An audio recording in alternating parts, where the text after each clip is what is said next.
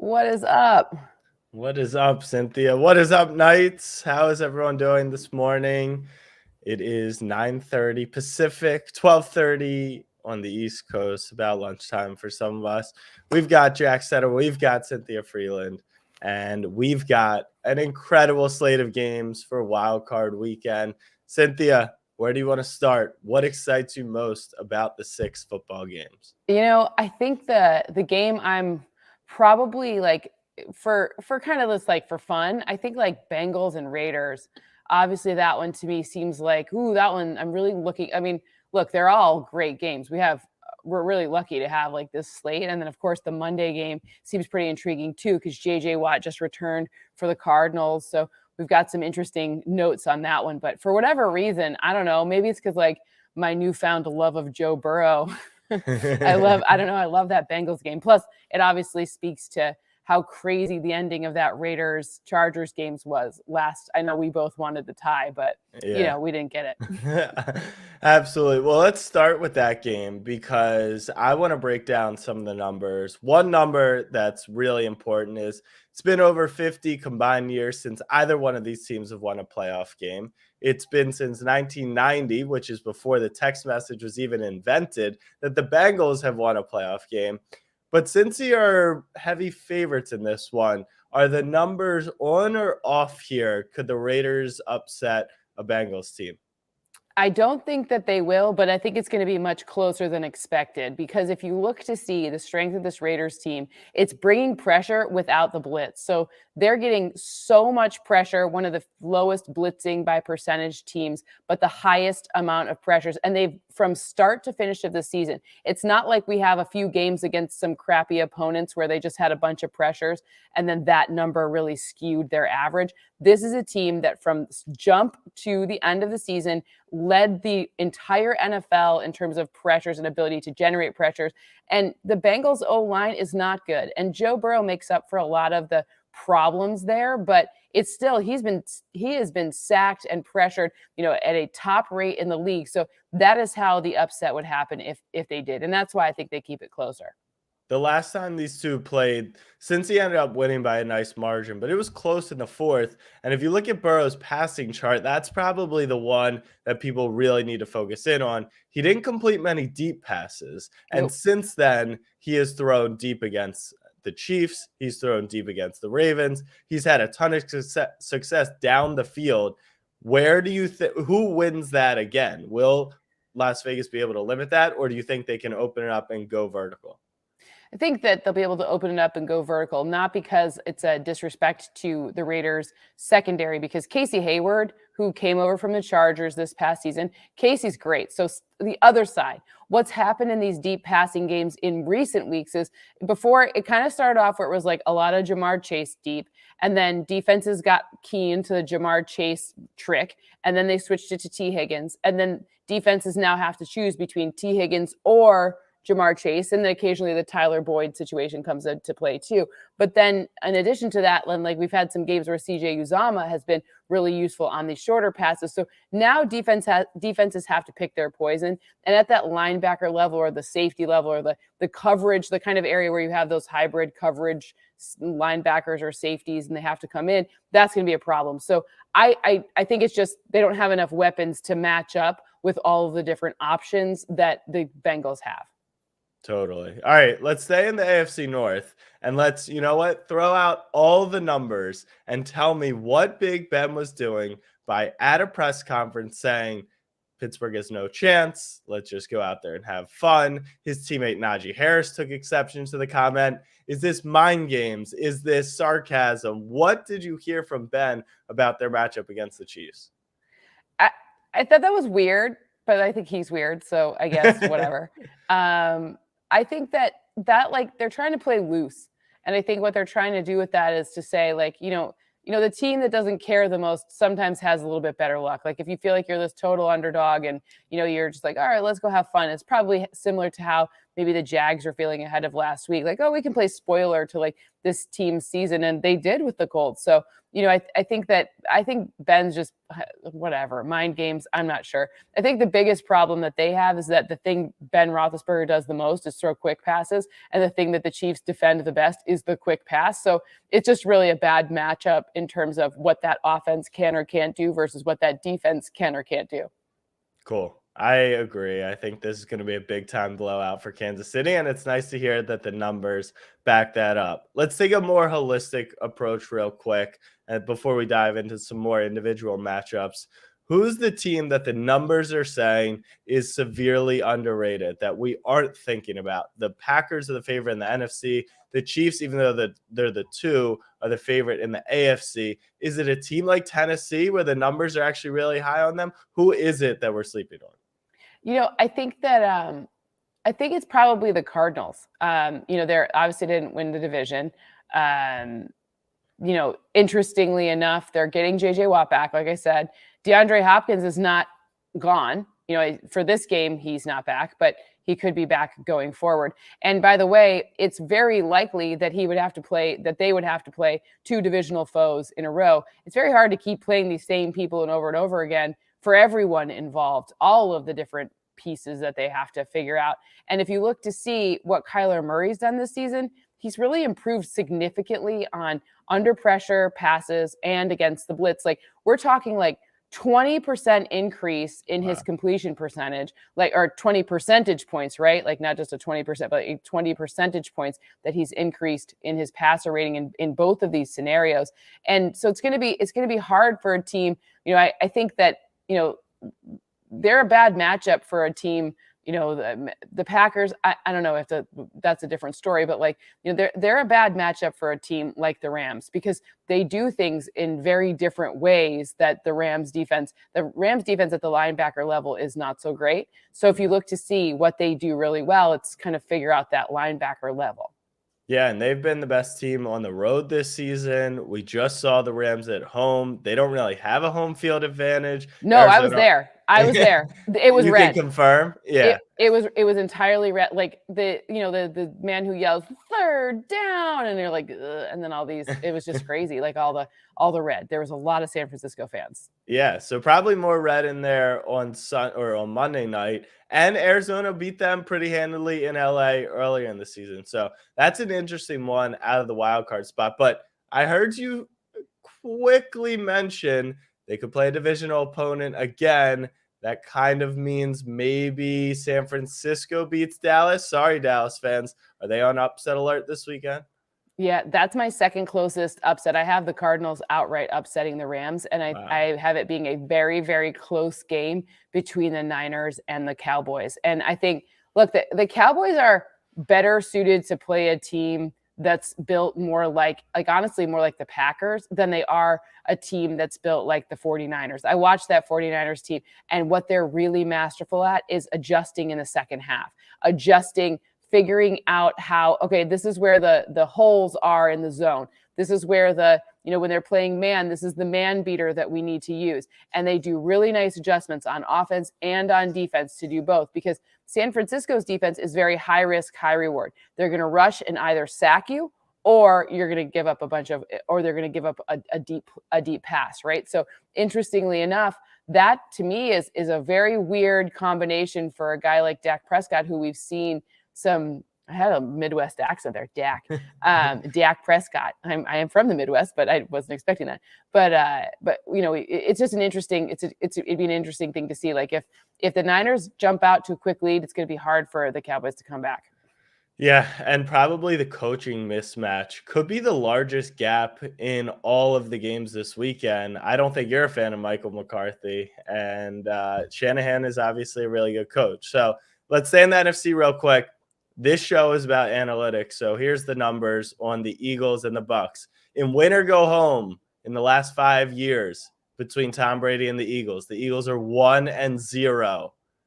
Does that matter at all? As Eagles fans are telling me they own Tom Brady, but they are still almost 10-point dogs in this game.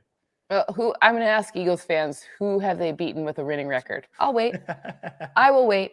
No, look, obviously anything could happen, but when it comes to coaching mismatches here, this is a problem beyond Tom Brady, because what the Eagles have done, they rush the most. They've got the most rushing first downs, earned first downs from rushing attempts. And Todd Bowles, despite there are a bunch of injuries for sure, and that does matter, but we're talking like all you need is 2 less earned first downs, something like that, right? It's a small number to average and makes a huge difference, putting you in these weird, unfavorable third downs and distances, so that you're now having to deal with a different sort of, a much more easy to diagnose opportunity for that defense. So when I look to see, what is the mismatch to me, it's actually more about the Eagles offense and the defense for the Bucs than it is about Tom Brady doing whatever Tom Brady, being owned by the Eagles. I don't know if that's a thing. I don't even know if I can say that without laughing. By the way, Eagles fans, when you won that Super Bowl, Tom Brady threw for about 500 yards. So it's not like you own Tom Brady. Nick Foles just had He also wasn't on the field for that Philly play. Just so we're saying. That is true. But let me ask you what the analytics say here, because we know the Bucs stout defensive front, but in the second half of the season, their rush defense hasn't been what it's traditionally been. Meanwhile, in the second half of the season, the Eagles' rush offense top in the league. Is there truth to maybe the Bucs' run defense is a little more susceptible than we would initially think? Well, they're more susceptible than they were in the beginning of the season, because they're missing a bunch. They have been missing a bunch of pieces. Lavonte David, tons of pieces, in fact. Right. And I know Vita Vea is a huge deal. So you basically need to see who's going to. The other thing you need to factor in is that the longer these guys are not on the field, the more they'll kind of adapt and figure out the concepts from other players. So it's kind of both, right? It's not like they're saying, okay, well, we're just not going to stop the run now because our run stoppers are on the COVID list or on, are banged up. They will adapt and figure it out, especially, they've had a little bit of time now. I understand we've seen some weird results against the Jets, et cetera. But remember, that took a lot of tricks to get to that. Yeah. Not, the Jets use tricks to do it. Good for them. That's awesome. But, just different. Okay, last game that we haven't talked about that I personally think is going to be a blowout, but the analytics say cold weather, maybe not too great of a situation for Josh Allen. Does New England have a chance in this one? Of course. I mean, again, it's that third matchup situation. It's going to come down to, for me, I spent a lot of time digging into this one. Specifically, obviously, I did Bills preseason, so I'd really like the Bills to keep winning, because I enjoyed, and look, I'm gonna be totally honest. It's all about me, obviously. I get to go to the Super Bowl this year, and I don't want to go to another Patriots Super Bowl. I've already been to, I've done that enough. It's not personal. It's totally not personal. But when I watch the Bills and what I see from this Bills defense is the Bills defense is really good at stopping play action passes, which is probably why in that first matchup, they didn't really get the pass game. Well, one, they didn't have to, because Leslie Frazier and that defense, they did not adapt well. They were showing the same exact play over and over and over again, and they didn't adapt well. So and then the second matchup in week 16, going into that game, no quarterback had a higher completion percentage using play action passes than Mac Jones. And in that game, he was at 78.8%, so almost 80%. Then that game was 36%, 4 of 11, and an interception. So it's going to come down to, can they defend the pass, specifically the play action pass, keep him from getting in rhythm, and of course, hold the run game to, I'm not suggesting stop the run game. It doesn't need to look like 50 rush yards. It just needs to look like not a lot of earned first downs on rush yards. And that's not a sexy thing to say, but it's limit the impact of the run game, shut down the pass game, and then keep Josh Allen and this passing offense going strong. And we've seen Devin Singletary come on as of late too, right? He's used in the short passing game. He's been used, in that first matchup, they did not run the ball kind of at all, right? It was only Josh Allen's legs. And then in the second matchup, they were able to get it going. And the mismatch between Stephon Diggs, had JC Jackson's number, and just Stephon Diggs is, JC Jackson's awesome. Stephon Diggs is awesome. We'll have to see how that matchup goes this time. But remember, in that last week 16 matchup, they were down no Emmanuel Sanders, no Cole Beasley, no, they were using Isaiah McKenzie, and no Gabe Davis because of COVID. So it was like they were down a bunch of guys, and Isaiah McKenzie really stepped up in that matchup, but so did Stephon Diggs. Yeah. Stephon Diggs, good football player. All right. Speaking of the players, because we just ran through all the games and we've got a really good feel on what Cynthia and the numbers are saying. But there's a lot of variance in the playoffs, because what's great about playoff football is if you fumble the opening kickoff or you get a big impact play early, variance comes into play because the numbers are a large sample size of data and one play can swing things. That's why I want to focus on some players for wildcard weekend. Talk to me about some players you have in mind who have really fruitful matchups. We've seen these types of players against these types of defenses, so we do have a large sample size to deal with. Who are you looking for to be the stars of wildcard weekend? Well, I'm looking at Deebo Samuel specifically, and I think both in the rushing and the passing game. Obviously, he's listed as a wide receiver, but the rush yards, I think he's going to be up near 40, which is a lot of rush yards for a wide receiver. I think he's also really good at yards after contact, and both yards after contact and yards after the catch with contact, right? So just him like muscling the ball for a couple of extra yards. I think teams underestimate the fact that, yes, Dallas's defense has all of these takeaways, but they're not good at limiting yards after the catch if they don't. So it's kind of all or nothing, right? Like they either take the ball away or they allow a big play. So I think Deebo Samuel is going to be a really impactful player this week yet again. I think that, when I'm looking, I've been looking to see like, okay, well, what's going to happen in this Vegas situation? Is it going to be, Josh Jacobs being really helpful? But I mean, look, I think Joe Mixon's going to see the end zone. I don't know which of the wide receivers, that one's a little bit more obscure for me, but I think, if I had to sort of guess like which ones they're going to be targeting, it seems like the guys who are going to run the routes that are going to be the ones who end up in the end zone. It looks to me like there's a good chance of a Jamar Chase situation, just because I don't think they're going to put him on Casey Hayward. Just stay away from Casey Hayward, whoever's on the other side of that. But I like both of those too as well. Okay.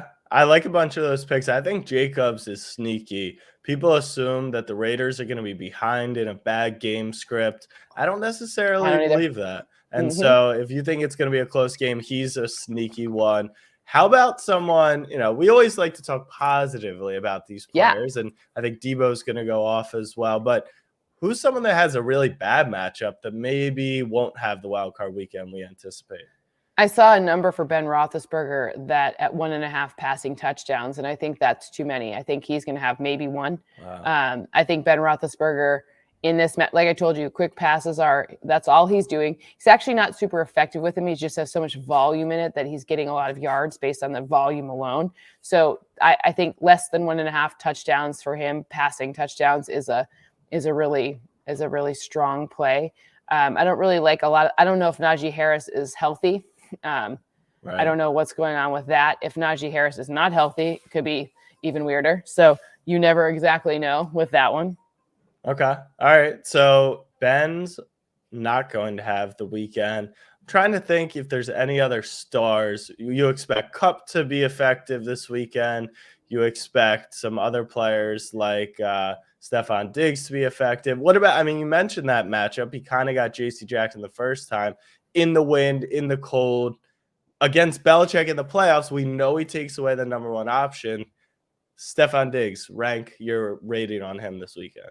I think Stephon Diggs, I feel more confident in him having like something like 70 yards, 80 yards than I do about a touchdown, just because it's hard to break free from J.C. Jackson more than once. I just don't think that's a hard one. But I think the passing offense in general, like I think Josh Allen's passing yards are going to be a nice high number. I don't exactly know who they're going to. It would seem to me like you're going to have some. Let's see if we can.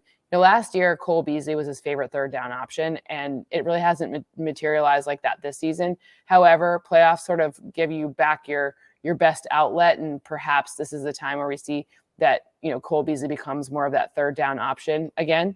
That's kind of part of my read on that. Plus, stay away from J.C. Jackson.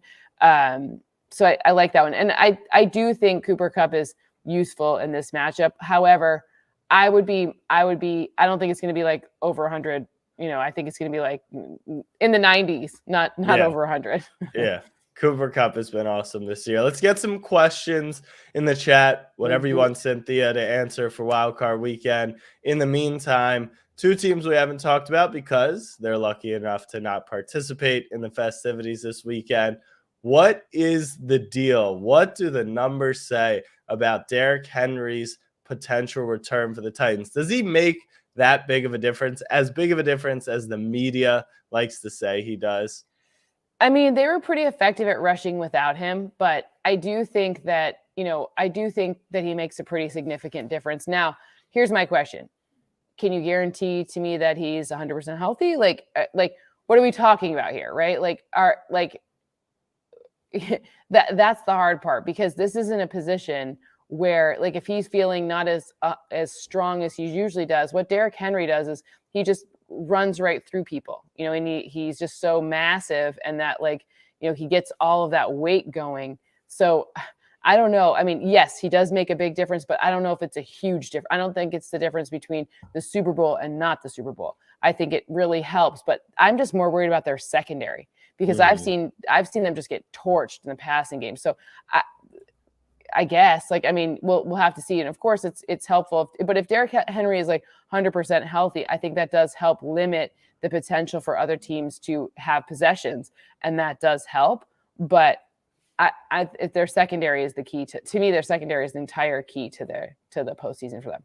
Yeah, and Tennessee is not going to have a friendly matchup no matter who comes out. You've got, if the three favorites win, you've got Mahomes and the Chiefs, Allen and the Bills, and Burrow and the Bengals. So not the greatest matchup in the world. I'm also short selling the Titans. A lot of people think this is finally the year that Aaron Rodgers and the Pack get back to the Super Bowl. They have a somewhat friendly matchup no matter who comes out in the NFC and plays them in the first or the second round. What's the deal with the Packers? Do the numbers back up their strong play? Well, the Packers get a little lucky in that first of all, their wins, they were in a bad division. And that means, similar to Tennessee, if two teams in your division are not good, then it helps you bolster your wins. So the thing that they get that's really helpful is David Bakhtiari is coming back at left tackle. And that's great, because Aaron Rodgers hasn't really been under pressure so much this season, but that forecast to increase in the playoffs. He's second least pressured quarterback, and he has the highest passer rating when not under pressure. Good luck stopping that. And then the other side, Jair Alexander returning, that's going to be a monstrous help too, because their defense isn't the strength of this team. Their defense is not top, that top 10 in scoring, whatever metric you want to look at. But interestingly enough, finding that edge in the passing game could be a key to an upset. But if Jair's out there, it's going to be a lot harder. Yeah. And is there any word on Zadarius Smith? Is he supposed to come back at any point in the postseason? I know they've been getting to the quarterback without him, but just another name that would obviously help. Yeah, I haven't seen anything on that. I'll have to keep an eye on it. The one that I was just watching about Jair and David Bakhtiari. David Bakhtiari has taken a long time to come back. So those two I'm sure about. I'll obviously update you if I hear that on Cool. Davis. And I see we've got a question in the chat from Agent John Thompson. Take that off the screen. Take that out. The Steelers are not going to win this by negative 40 points, baby. But from Agent asks, who does have the best chance to keep Green Bay from winning the NFC? That's a great question. I mean, I honestly think that a really bad matchup for them would be a full strength Cardinals team. Wow. A really bad matchup. In fact, I don't actually love the Niners against them. If you're a Packers fan, I think the NFC West is not a good matchup for the Packers, because of in a lot of ways, because of finding I haven't seen the Packers defense adapt very well over the second half. So if you get that passing game going, I don't know if they can adapt. Now, maybe that changes with some pieces returning, but I haven't seen their defense adapt very well, especially to the run. You can run on the Packers.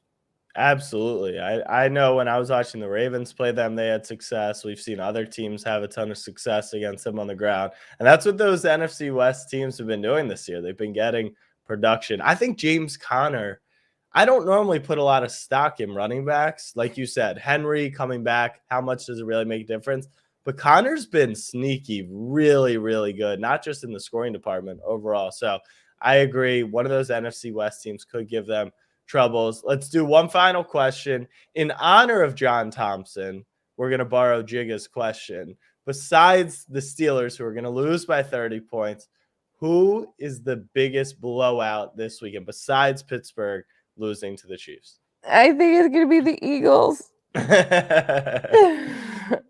I don't know. I think, I mean, look, I think that game could be quite lopsided for a number of reasons, but I also believe that, you know, they haven't shown me very much of a against really, really good teams. I don't have a lot of information about how they perform, and because they've played a lot of teams without winning records. So, you know, it's that is hard because you don't see how they're able to. One thing I look at when I'm going into playoffs, it's highly predictive, is your ability to adapt and to make changes so that when something goes wrong, you can correct it. And that's hard. Yeah, absolutely. We saw Hurts in the first matchup, didn't adjust at all. I think he had 40% completion percentage. We've seen a quarterback like Hurts, similar playing style. Lamar Jackson's first playoff experience did not go well. It was quite possibly the worst performance we've ever seen. And so sometimes I get worried about these dual threats. If you remove one element, which we know Todd Bowles will specialize in, can a Jalen Reagor really take advantage of a weaker Bucs secondary? So I'm with you. I think Bucs big over the Eagles. Steelers, sorry, John, going to be a big loss as well. Well, this was the Analytics Say. That is Cynthia. I am Jack. Thank you, Knights, for tuning in. Incredible weekend of games coming. And shout out the floor of our Knights. A little at 0.3. We're feeling good about our Knights. You're going to need 4 figures to grab one off the marketplace. So go grab one before that's 5. Everyone have an incredible weekend, and we'll talk to you soon. Peace.